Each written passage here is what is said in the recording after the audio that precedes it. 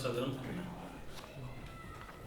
Udal osoaren ezohiko bilkura eta gaur eguneko lan zerrendan aurreneko puntua aurreko bilkurako aktaren onespena hala badagokio. Bakizute ekenen aposteko akti jasota dagoela, eta bat ematen buruz zoaz esan berratun, tekniko behar jasotzeko.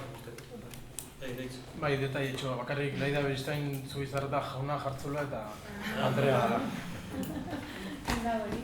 lehenengo horrixe bai hori da. Horreko puntun, udal batzar plenoan ohiko bilkuren maiztasuna erabakitzea. Proposatzeana da ohiko plenoak hilabeteko maiztasunez, abuztua eta abendua ezik, azkeneko asteazkenetan egitea proposatzen da. Jaieguna izango balitz, eta hemen aldaketa bat proposatzen dugu ekie, hemen jartzen dugu aurreko edo hurrengo lanegunetan egitea erabakiko da aurreko plenoko bilkuran. Proposatzen duguna da, pixken zabaltzie eta jartzie aurreko plenon erabakitzie, baina noiz pleno hortan erabakitzie. Ez jartzie aurreko urrungu, porque igual mugau ekeiu eta gero esango dugu bezala urrengo egin daukeu ja lehenengo kasuetan. Gero betu ditu gordun hori da aldaketie proposatzen duguna. Ez da bitu, aproterek.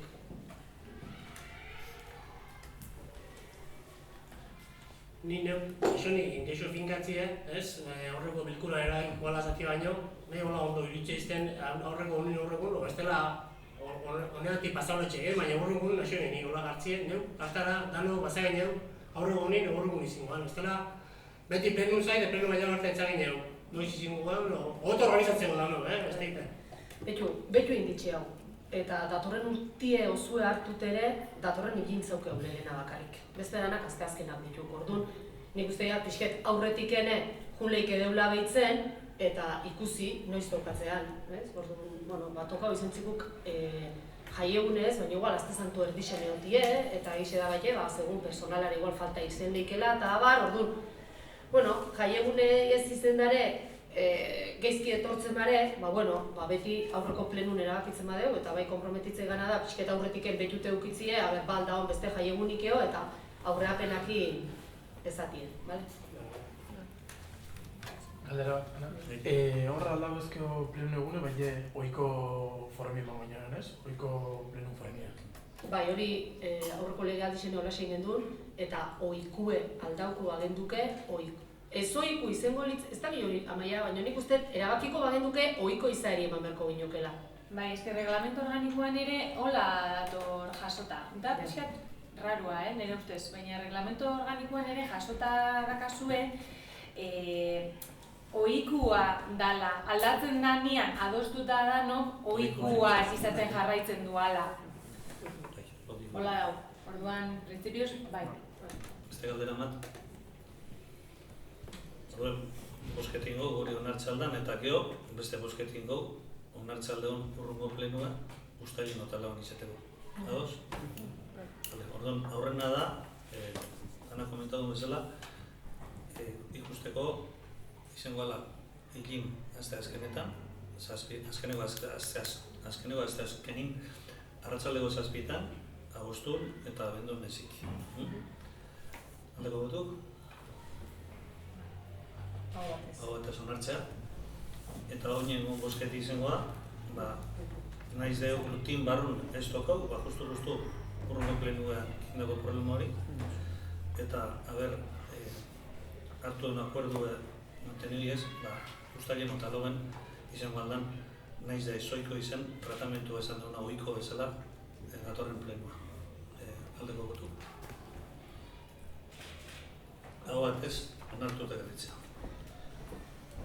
Pasatzea hirugarrengo puntua. Maia zuk esan, Bai, zi. Hirugarrengo gaurko lan zerrendako puntu da, batzorde informatzailean eraketa. Hemen, bi bozketa ingoteo, alde batetik proposatzeie ohiko batzorde informatibuk, eta, lau proposatzeie izango litzezkela antolakuntza batzordie, horrek barrun eukiko lituzken areak izango litzezke ogazune, barne antolakuntza, pertsonala, kontratazizue, parte hartzie eta herritarren arreta zerbitzua. Bigarrengo batzordie, gizartea batzordie, gizarte zerbitzuak, berdintasuna, prebentzioa, integrazioa, hezkuntza eta euskera aurkiko lituzkenak. Hirugarrena lurraldea batzordie, hirigintza, ingurumena, landa garapena, obrak eta zerbitzuak, segurtasuna eta sustapen ekonomikoa, horren barrun enplegua eta merkataritza barneraiez, egongo litzekena. Eta azkena, aisialdia batzordie, kultura, kirolak, festak, gazteria, turismoa eta ondarea aurkiko lituzkenak. Egin deuna izen da, lehengo laurek mantendu dikeu, izena dago itxo eta txeko generiko gara itxo. Eta kikinok ez oza duken ezareko?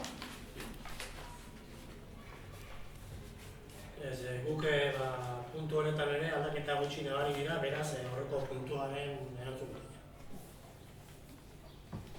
Eskerrik asko bozketango, aldeko botu. Hau batez, onartuta.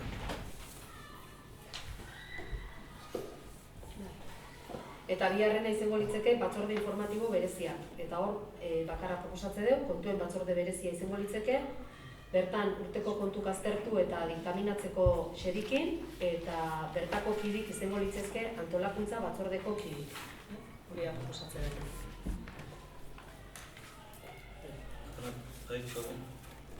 Ni izan duzu urteko kontu eta bat engozu eta bertan diktamina, hola izimoa? Batzorde hori berezi izatea, ez? Maia, pixkat esplikatzen maizazu. Batzorde hori nik uste behin juntatzen dela. Baina batzorde batin esplika dute erabaki bertan egin? Bai, beti. Oinarteko gure urteanetan bintzen, bai, bakarra. Bai, porque hor bukaeran kontun batzorde berezisek onartzeuna da kontu hosek esposizizun jartzie eta bera, alegazioik balda hon, ez da hon ekie. Eta gero, plenuk onartzen du kontuk.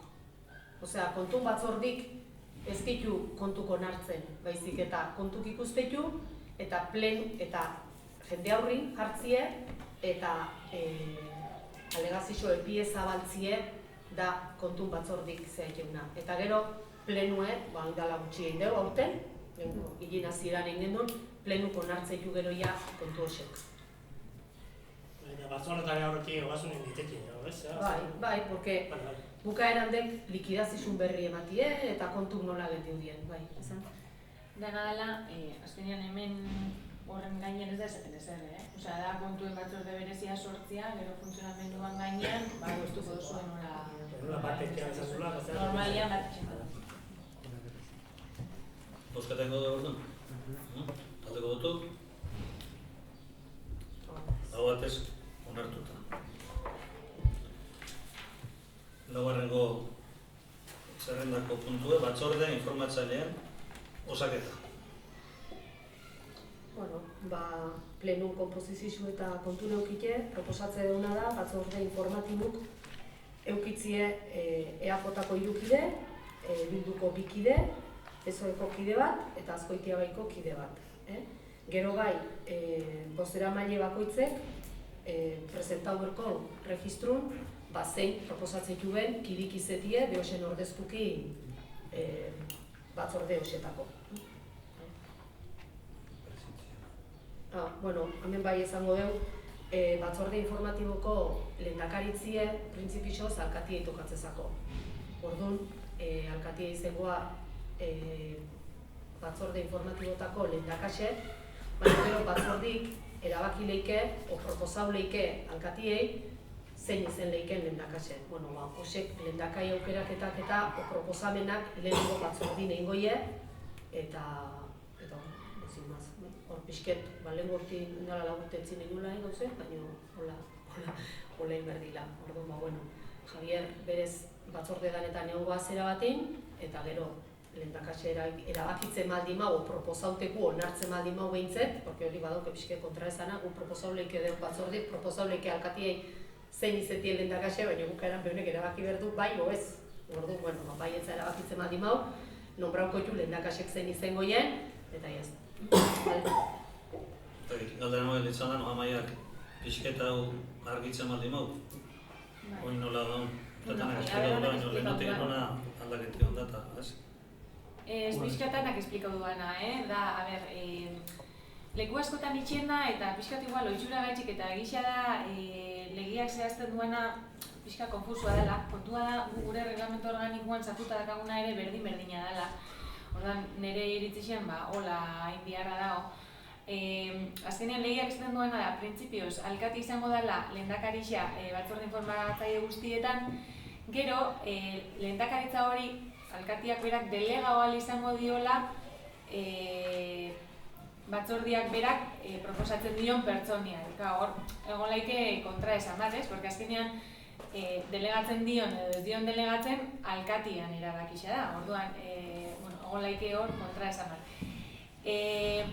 Orduan, batez ere kontutan edukita aurreko legislaturan behintzat Javier bezala egon batzorde guztietan, ekide bezala ere ez, hor sortu da pixkat inkongruentzia hori, ez? Orduan, ikusita printzipioz legiak hori xedatzen duela, bai aldagarria izan laike reglamento organiko bidez, baina gure reglamento organikoak berdin-berdina esaten duela, nik proposatu dietena izan da Javier kide izendatzea batzorde guztietan, lehenengo batzordian bozkatuko duzue, batzordian bertan lehendakarixa zein izango da, bozketa horren ondoren alkateak egokitzat jotzen badu delegazio hori ingo luke, bestela ez, bere eskumena da.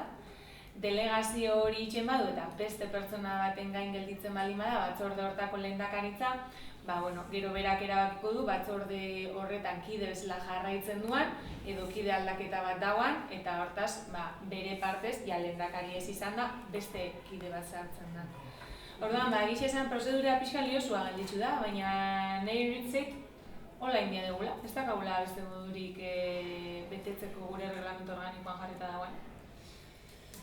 Orduan, hola ingo dugu. Ingo duguna izango da, garbi gelditzeko, behin lehendakaritzak erabakitzen dianean, eta ingo dugu, alkatetzako dekretu baten bidez konfirmau delegazio horiek, zein gelditzen dian lehendakari bezala batzorde informatzailean, eta gero legiak agintzen duen bezala, horren berri ematera ekarriko dugu plenora. Orduan, garbi gelditzuko zaigu kide guztia zeintzu dian, batzorde guztietako kidea zeintzu dian, eta lehendakaritza zeintzu dian. Ze gisa da, ez dela plenoaren eskumena izen zehatzak jartzea, batzordeko kideen izenak jartzea, baina bestela ez bada inon agertzen pixkat difuso bezala gelditzen da. Orduan, nik uste dut egokixena hola dela eta printzipioz hola itxia proposatzen da. Eta ikidaitxe erantzun galdera, beste galdera mazakuna. Ez beste puntualizazio bat. Hor jartzen junin alderdi bakoitzi zenbaki tokatzez eskon, bildu jartu da, EH bildu dela. Vale, oiek, danetan nengo dia hola, seguramente ez? Bai. Aldatuko ditxun da. Eskerrik asko irantz.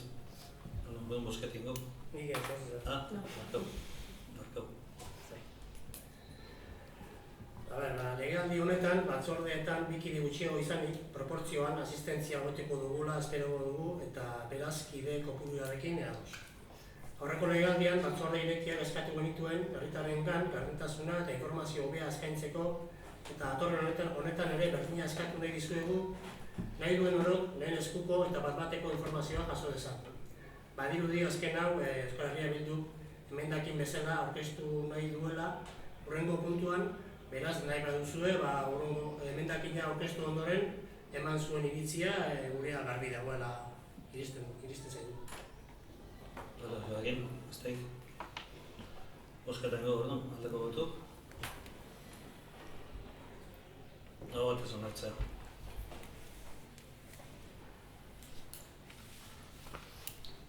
Bosgarreko puntu da. Batzorde informatzailea iraunkorren ohiko bilkuren maiztasuna erabakitzea.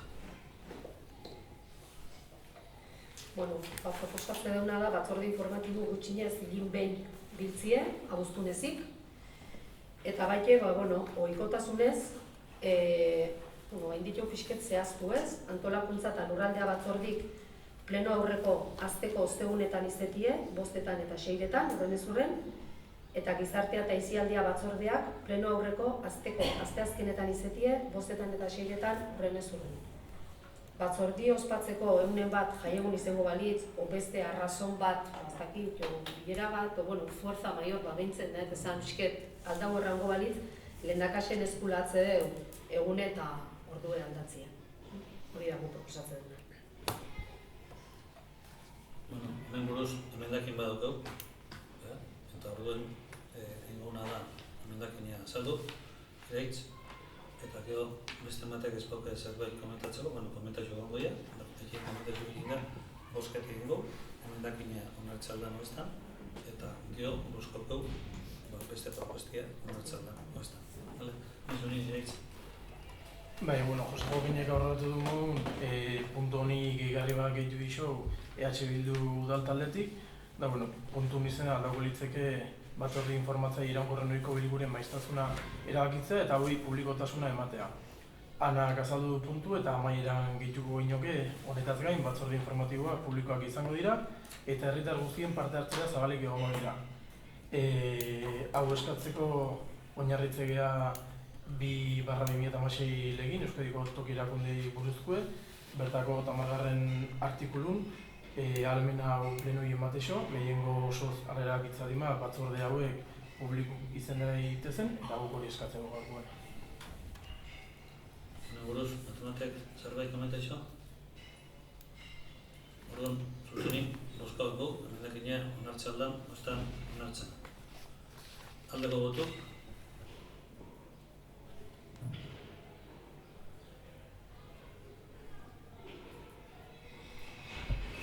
Kontraku?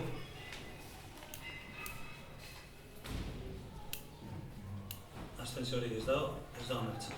Eta bozkako gure proposamena onartxaldan oestan. Aldeko... Oin proposamen nahi hitzartzen. Markau? Proposamen hitzartzen nahiko nukela.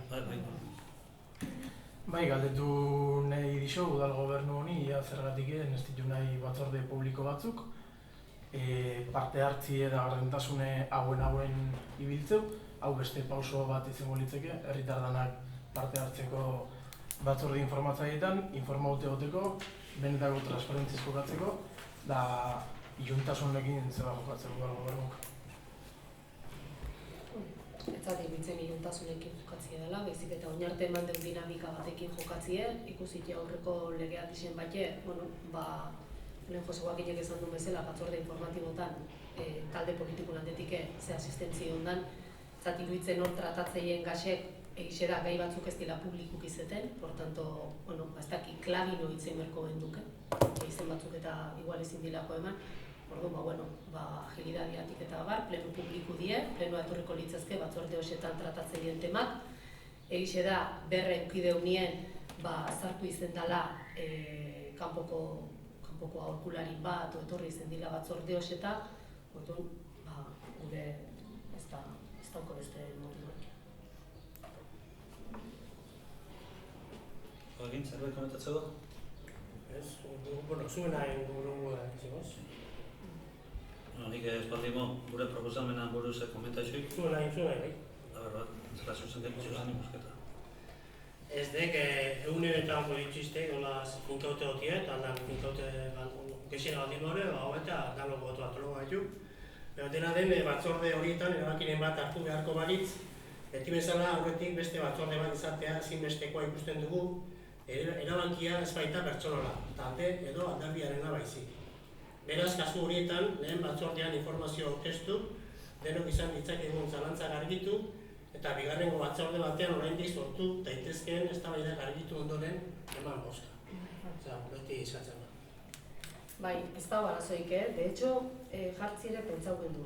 Baina, bai egize da, gertau izentzakula, urgentzizko aldaketa bat auki berra egon dalako, ez teguen askotan, baina egin izen deu batin diktamin hau, danon adostasunekin, eta zein de, orduan, bat jartzea, derri horrengoala, baina bai gure asmoe da, ohikotasunez behintzen, irizpen bat lima dao, bi ekie, lehenengun informau, eta biharrengun zen. Bai esan berdegu hau, batien komentatzen badeu, leko daketan, doko raru egitea da, Osea, udaletxe askok funtzionatzen batzorde batekin, eta batin diktamina ez. Beste zerbait komentaixo, tema honen buruz, ez nordun bosketako EAJak presentadun proposamenan aldeko botu.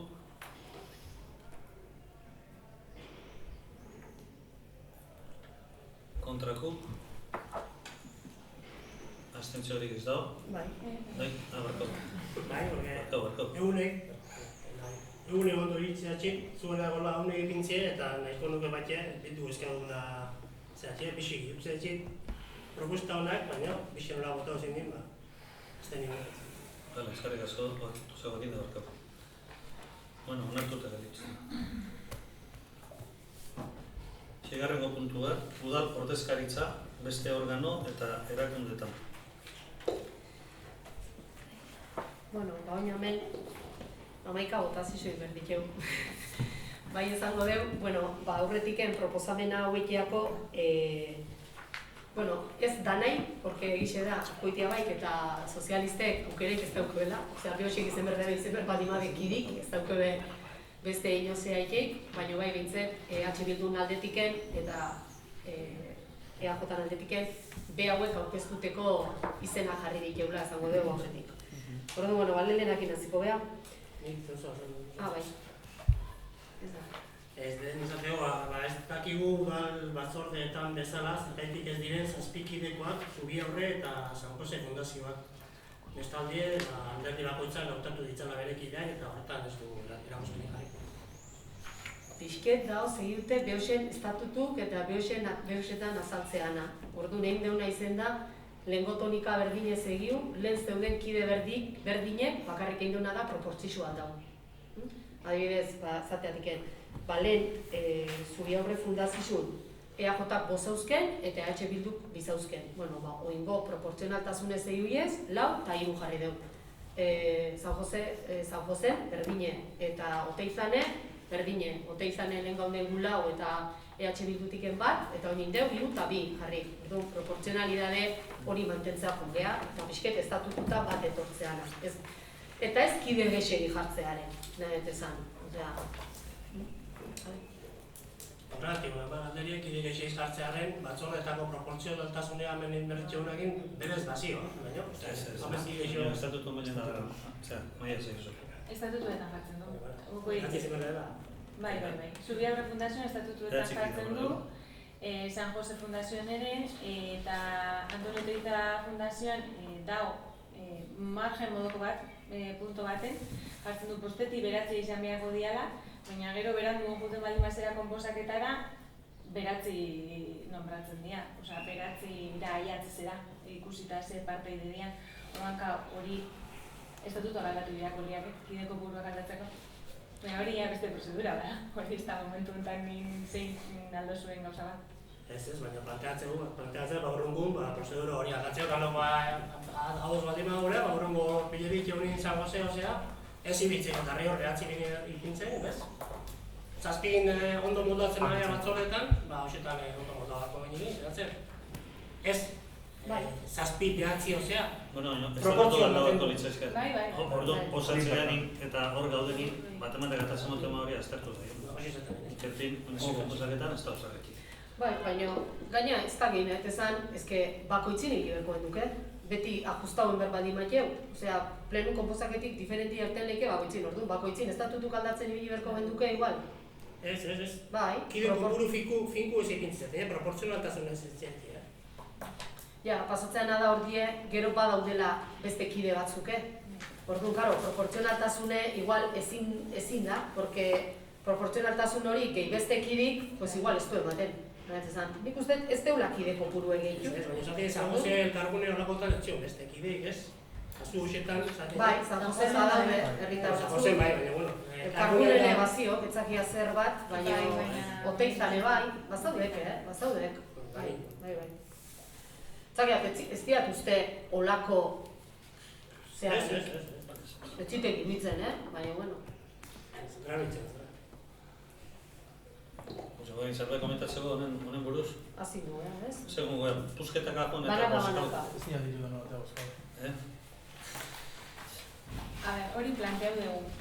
Problemia da, Burol Herriko mankomunitatea da aldatzen dana.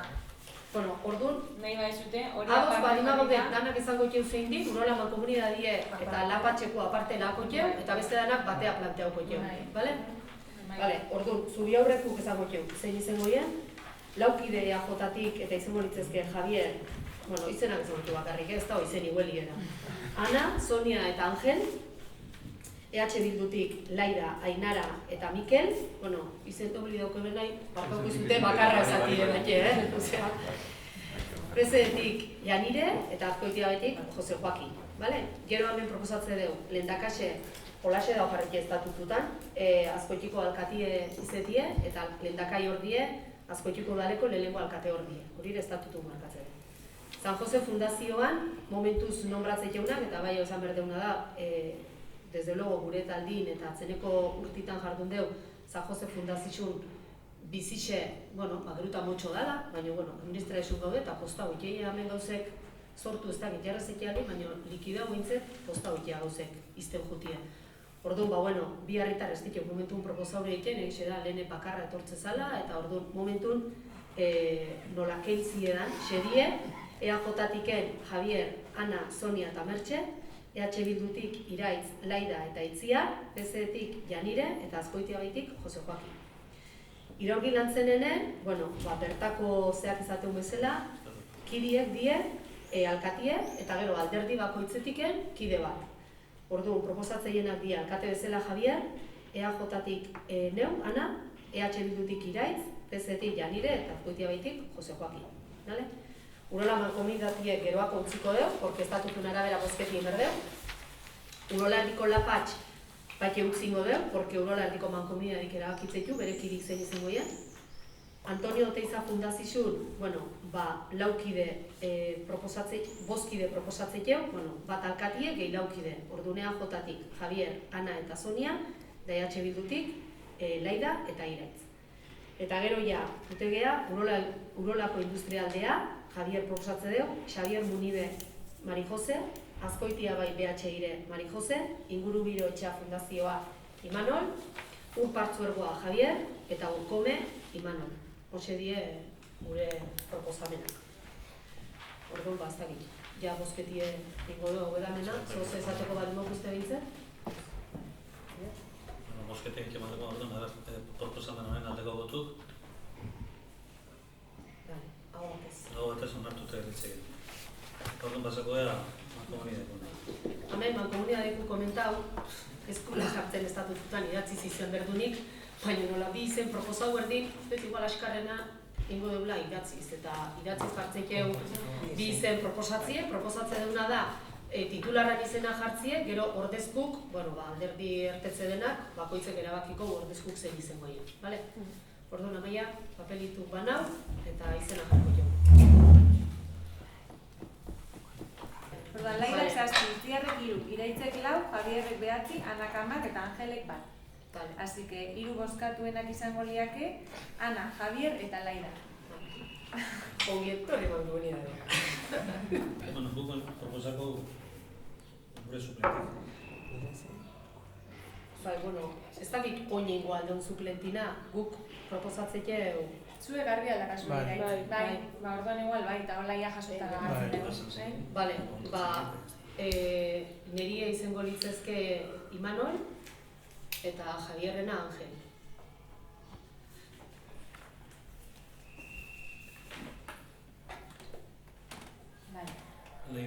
Laidana. Eta Laidana ni. Iraitz.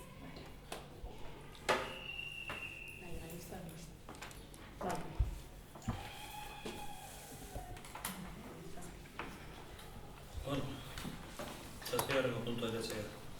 Dedikazioen erregimen ekonomikoa, beste hautatuen asistentziagatiko dietak eta talde politikoen diru izendapenak erabakitzea. Bueno, bene puntue ikuste uste bezala, 3 zatiken dao eta 3 bozketa desberdin ekie proposatze dugu. Alde batetik, lehenengo izango litzeke dedikazioen erregimen ekonomikoa. Orduan proposatzeana da, alkatie 100% delegazizue eta bere ordainsarixe Eusko Jaurlaritzaren zuzendariari dagokiona 91.000 eta 900. Eta eraginkortasun data 2009ko ekainaren 15. Eta zinegotzisen aldetik, dauzkeu, lehenena, Ogasuna barne antolakuntza sustapen ekonomikoa parte hartzea eta herritarren arreta zerbitzuko zinegotzi delegatua, 100% dedikazioa, 67.640 euro urtin, eta eraginkortasun data 2019ko ekainaren 15. Bigarrena, ingurumena, landa garapena, obrak eta zerbitzuetako zinegotzi delegatua, 100% dedikazioa, eta 59.840 euro urtean. Eraginkortasun data, eta hemen birekin eukideu, be hauen lanak dila eta ez dila, en prinsipio zauen jarrike delegazio dekretu egintzan egunetik, baina kasu honetan proposatze dugu ekainak eta zazpitik. Porque ez da dine lanin dago eta bildekotan batea ezin dalako egin. Orduan, biertiken, ekainak eta zazpik. Gizarte zerbitzuak eta integrazio zinegotzi delegatua, 155ko dedikazioa eta 35.254 euro urtien. Eta hemen jartze dugu delegazio dekretua egunetiken aurrera, baina momentun ezin du izen, beste bi batea ezin dilako egon, eta proposatze deuna da, beak baja ezateun egunetiken urrungo egunin. Urdik ez du baji eman, orduan egunakotako batin emango bajie eta urrungo egunetiken izetien. Espero deu, ustaila bi baino lehenu ja alta eman da iotie, baina beak baji emateun urrungo egunetiken proposatze dugu izetien. Laugarrena, berdintasuna eta prebentzio zinegotzi delegatua, 120ko dedikazioa eta 12.816 euro urtean. Eta honen efektue delegazio dekreto egunetik aurrera.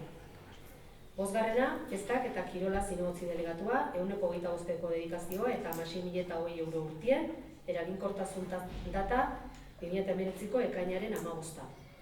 Seigarrena, kultura eta gazteri zinegotzi delegatua, 140ko dedikazioa eta 25.612 euro urtien, eraginkortasun data 2019ko ekainaren 15. Zazpigarrena, turismo eta ondare zinegotzi delegatua, 140ko dedikazioa eta 25.612 euro urtien. Eta honen eraginkortasun data baite, delegazio dekreto egunetik aurrera. Eta gero, azkenik, gelditzezaku oposizioaren zinegotzi delegatua, pertsona bat, 100ko dedikazioa, 44.856 euro urtien, eraginkortasun data, udal taldeko bozera mailak pertsonaren izena udalean aurkezten duenaren hurrengo egunetik aurrera. Orduan, eta bestie proposatze deuna da, ordainsari hau edanak Eusko Jaurlaritzako zuzendarixen ordainsariekin batea eguneratzea. Orduan, hau da gu proposatu duna, baina hemen emendakin bat badago baite, eta lehenengo emendakinei emango sobitze, eta gero beste taldik zehoz ezateko bat emango zute, zingo edo, eta ez da. Bai, gure emendakine oposizioaren zinegotzi liberatuan inguruko da. Gobernun proposamenin pertsona bat eguneko dedikazizukin proposatzea, da gu proposatzea du oposizioaren zinegotzi liberatuak, oposizioko udatalde nagusiak aukeratzen duen pertsona kopurua liberazio oso bat eguneko osatu arte. Hau da, iruditzezako gobernuk behorrek egiten bezala, beak iruditzezakon bezala banatzeula liberazio, da oposizioko talde nagusizeke alain berko lukela, eta legik hori ahalbidetzeu, eta hori eskatzea dugu. Ez lehen duenek, horren kondu? Horren kondu, bai, nizu etxen ere, zu esan, alderdi bozkagona? Guk azkena itxango jau, ba? Ez. Proposamen hori ez dugu hartzen, ibentzezako oposizio delegauen, oposizio liberauen gauzen nobedade badala, indala urte gutxi, 2016 bilegi egiek zea indekue, eta momentu funtzionamentuako bat nahiko dela ibentzezako. Nire zerbait izateko, gara gozabekin. Egia zen gure taldea 2016 geroztik aldarrikatzen ari garen oposizioko liberatu hau hartzeak asko postu baituela. Horrela, herritar orok izango baitu udaletxean, udal gobernuarekin, ez ezik, beste alderdiren batekin hitz egiteko edo elkartzeko aukera une oro. Eta liberatu bat, 2, 3 edo 4 izateari ez diogu arazori ikusten denen baturak ez badu liberazio oso baten gastua gainitzen. Beraz, mendabile dagoz. Bosketan dugu, emendakinen aldeko botuk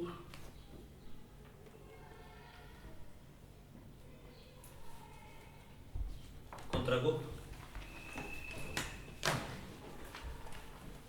Abstentziorik ez dago? Ez da onartzen. Oin, sartuko gara gure proposamenan araberan, zerbait esateko bademo idaitz. Bai. Bueno, adierazi bakarrik beste behin EAJ aurreko legaldixen beha bakarrik baino egun PSOE muletikin tartie loditu da nahi duen bezala zatitu dula. Da oso geski iruditzezagula hau, soldata hauek oso altu die asko direko, legik bermau ditu, horren kontra ezin dugu zerrein, bestela noski eningo genukela. Etzaku iruditzen 11.000 piko herriko biztanleriko herri bateko alkatik 20.000 biztanleko herri bateko alkatik bezalako txiko topiuki beharko lukela, da oso altu iruditzezaku. Bestalde liberauko buru ere bat kendute gobernu osue liberatzeu, oingo gobernu honek, gehi PSOeko liberaue, da hori ere burrada bat iruditzezaku gauze garbi esan da, askoitiko herrireko hainbeste liberau ez dira behar. Igor ez dago zenba berdien oestin behar, baina asko eta gutxi duzu relatibu dela, eta ni uste hori bukaeran justifikatzen dela, zenba lanekian eta gauzek nola atatzeien eta ez dut. Orduan, ikusike lehen lagurti leuki deun esperientzixe, iruditzen zikun zenbaki hauek bertzien. Login? Dagoeneko gure iritzian eko garbi azaldu dugu, alkatearen soldata legeak markatzen duen topea baino 20% gutxiago, oda, 96.900 euro. Eta beste zinegotziek, alkateak baino 10% gutxiago, 91.900 euro. Biak alabiak soldata duinak iruditzen zaizkigu, eta dirudienez, baita zuei ere, bi zinegotziren ordainsariak gureak baino baxuagoak aurre ikusten baitituzue. Bestalde ez dakigu zer arrazonetik kobratu behar lukeen alkateak legeak markatzen duen topeak eta hirigintza eta oposizioko zinegotziek besteekin alderatu zain gutxi. Gainera, tope hori 10.000 eta 20.000 biztanle dituzten herrien topeak direla eta Azkoitia 20.000 biztanletik oraindik urruti dagoela jakinik.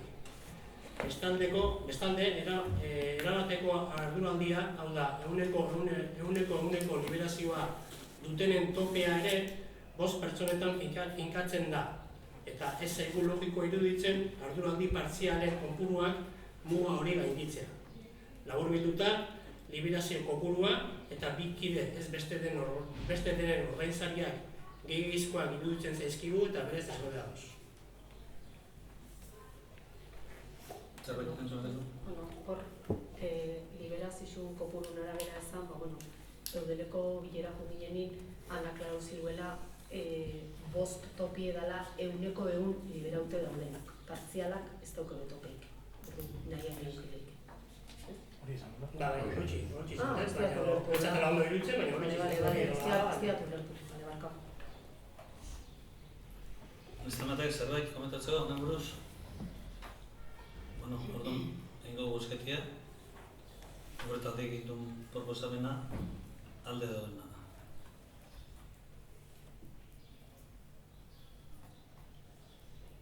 Kontra, abstentziorik ez dago, onartuta gelditzen da. Bigarrengo puntua hemen, asistentzia batiko dieta. Orduan, hemen ezate duguna da, dedikazio esklusiboa edo partziala ez duten zinegotziek, zenbat kobrauko be udal batzar pleno, toki gobernu batzar edo batzorde informatiboetako informatzaileetako bilkuretara joateagatik. Eta proposatzen duguna da, plenoa 70 euro, batzorde eta tokiko gobernu batzarra 85 euro, eta gero batzordeko lehendakasek 70 euro. Urteko gehieneko kopurua, hori ere bileran komentau zuen, komenigarri zala jartzie eta 5.000 euro jarri deu. Etzaku iruditzen inoa jaukoan ikona, kalkulu daude inde, ez dakit, hilero 10 komisio baino besoei, 16 plenoei, eta ez da iatzen. Diskuro baten ikusiko bagenuke ondoko legealdi segikula eta diskuretiko hori goi uberbalima, proposako dugu itzie, baina momentun etzaku iruditzen lehenko urtine inoke topea jaso dunik. Iri behitzea, josokoaki, porque izango aiz gexena, porque batzordean eta naho, eta... Baina... 2.010 euro zain eto. Bai.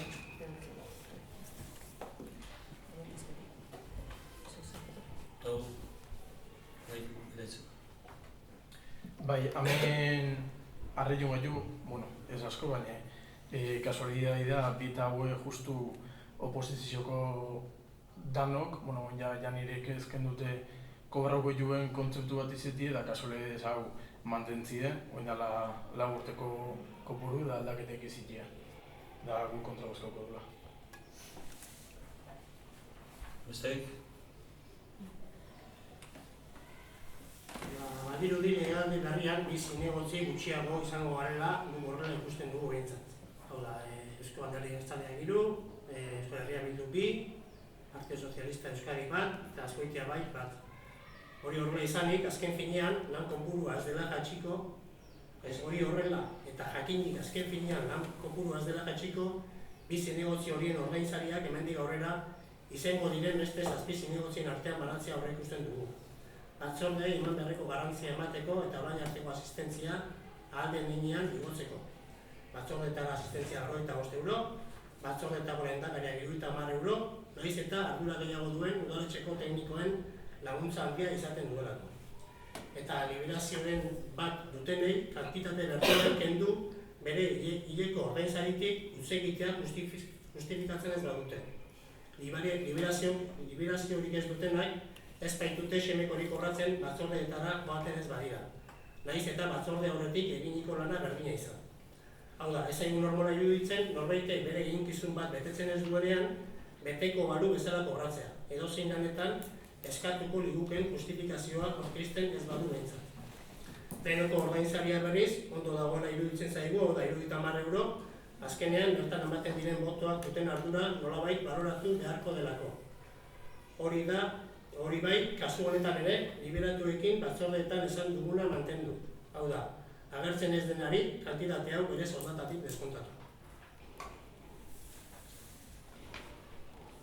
Ez dakit, osokakinek esan duena, mendakin bezala ez du sartu, bakarrik opinizio bezala da berdau. Hori, esan doa batzen du. Printzipioz emendakinak aurre sartu behar dira idatziz, orduan. Beste matek zerbait honen buruz esateko. Egia orduan, asistentziko dietan kontun, ez dakit. Talde politiko ginen bize batea etxin alde mazuta, banakako. Banaka? Bale, bueno. Orduan, proposamen nahi gana asistentzia gatiko dietan aldeko gotuk.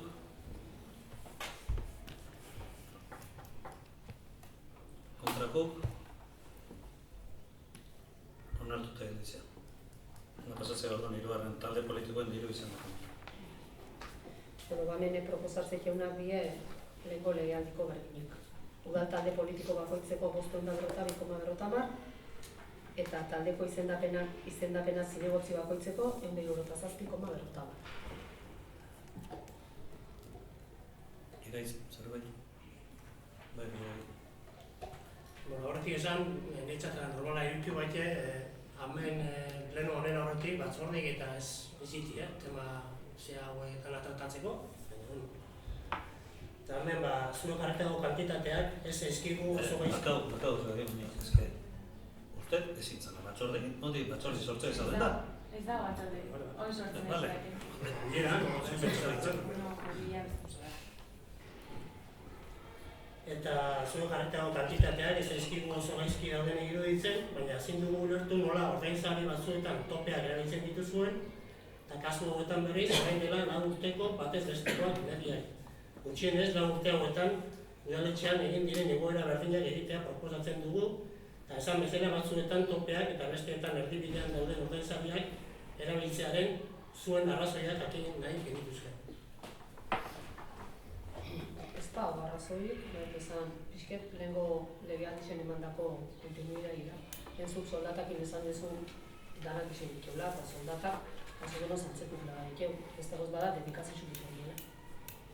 Orduan, nik uste soldatakin kontinuidade da marreula, asistentziko berdinek utzi ditu, eta honekine, lehen planteau gendun berdinek planteatzen du. Izatez, soldatak azkeneko 4 urtean izan dira, elkarien soldata, ondala 4 urteko eta hona izan eta, ez? Izatez, hori gutxinez, hori izan txiz. Ingo nintzen dira normalena beste ganetan, gutxinez, entzatzen. Ez dugu plantea. Leheno, baremo batzutetik hartuta dauda, eta eintzarina guztion dara 4 urte, ez da seguru izan zen asistentzikoa o politikoena, euneko 78 iso eriokizu, eta inogetzun ningua zen. Eta gaur egunik iriztezako gaudela ondo. Ikusitxe gaina garko dute adibidez plenuk eta zenbat iraute den, ez nuken nahi eta proporzioi hortuko zeinak izan nahi gabezteko. Nik beste proportzio nahi dut kontau, pleno hona atortzeko hau dana preparo bizitala. Ez dala pagatzen pleno hona atortzeko garri. Eta nik beste gauzean nahi bat ditutela, nik nana usteak iketela entzen.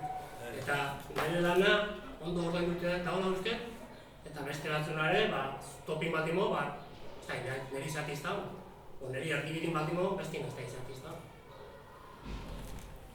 Hor kontu nuki genea leheno iraitze egin du banaketide ez da hola, azkenin partido politiko danok talde maten representantea ez da, danok inkomitzei gu. Entzun da gelditzea zure opinixu eta iretzek eskatzen duen nintzen. Bai, ni Jose Gobini nire iritzixen nahiko nixok eman zeba bat topin da, besti ez. Bat topin da behasen poltsiko daigulako, besti independenti nola den da alderdi bat daigun bai gultzako bai. Barkau, baina nik uste ganok haitu gendula udal talde politikoa daigula diro hau, eta udal talde politikuk egon gendula diro honen. Eta nire egiten ez, udal talde politikoa uaren gauden sortzi gauzatzen. Bai, horri itzazmenak iti daude alderdi zikin da alderdi zure konti dira. Bozketan gau, proposamenen aldeko botu.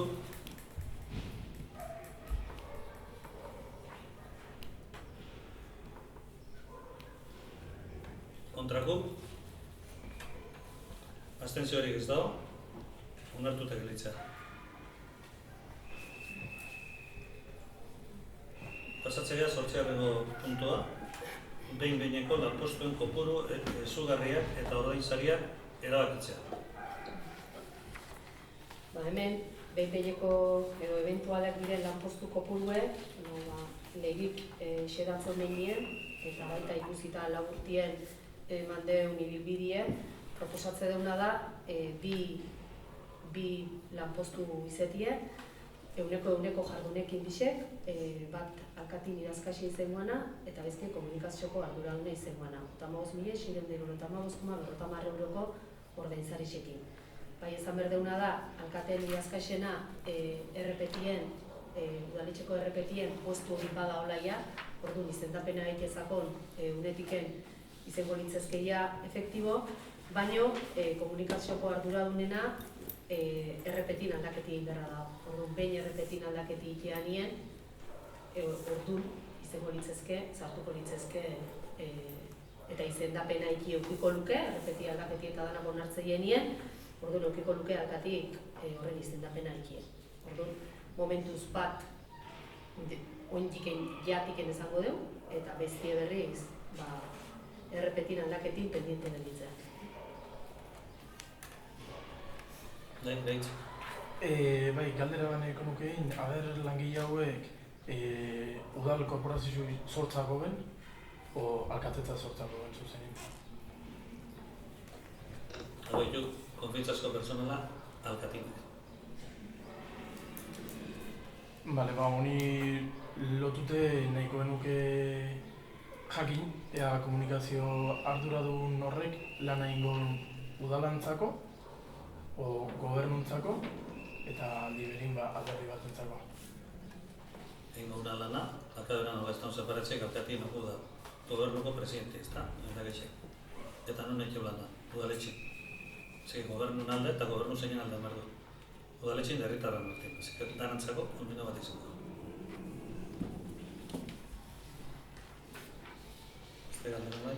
Bai, Jose Baldin.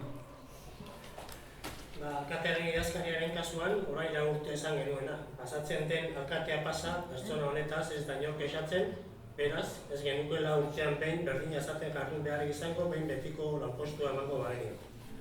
Eta komunikazio arduradunen lana berriz, udaleko barne komunikazioa, gardentasuna eta horrelako jarduerak betearazteko erabiltzen bada, ez diogu oztoporik jarriko, baina beste kasu batzuetan bezala udal gobernuaren propaganda egiteko erabiltzen bada, kontra gertu gaur. Eskerrik asko, bosketiko ordu. Proposamenan aldeko botuk.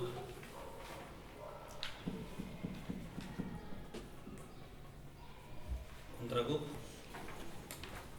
Onartuta gelditzea. Behatzigarren puntun, alkatetzaren ebazpenen berri ematea. Adierazi zuet, alkate ordeen izendapena indetela, lehen alkate ordea izango dela Ana Azkoitia, bigarren alkate ordea Mari Jose Arregi, hirugarren alkate ordea Sonia Vázquez eta laugarren alkate ordea Janire Igoa. Delegazioak